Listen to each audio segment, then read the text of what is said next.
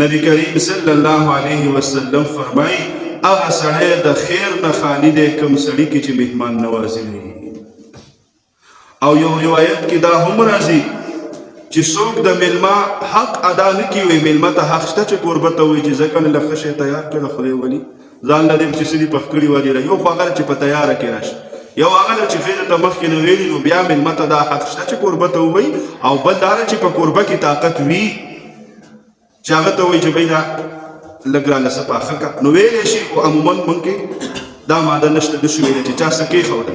او بله دا ده چې چا ته څه کېښودل هغې پسې بیا وروسته خبرې هم نه کوي. حدیث کې د دې نه منه راغلې ده، مخکې حدیث تېر شو که نه پلانکیا دا عادت د ښځو ډېري چا کره لاړ شي چې راشي څه درته ایښي یاره خوارې دا و دا وایي دا خلک په داسې کوي هغې به د ښه ځان د مړې په اچر کې هم خوند نه و، په غوښه کې هم مزه نه وه، د خدای نېکبختې غوښه وه مزه یې نه وه، چرګ وه مزه یې نه وه.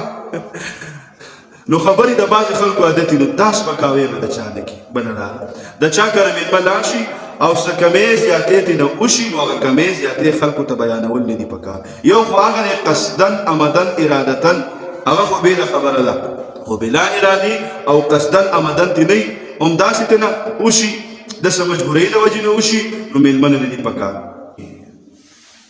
د میلمه نه کار اخیستی شي که نه شي اخیستی نو زمونږ په دې عرف کې عام دي چې واده له راشي نو میلمانه مونږ څه کار کوي دغه نه یادوي.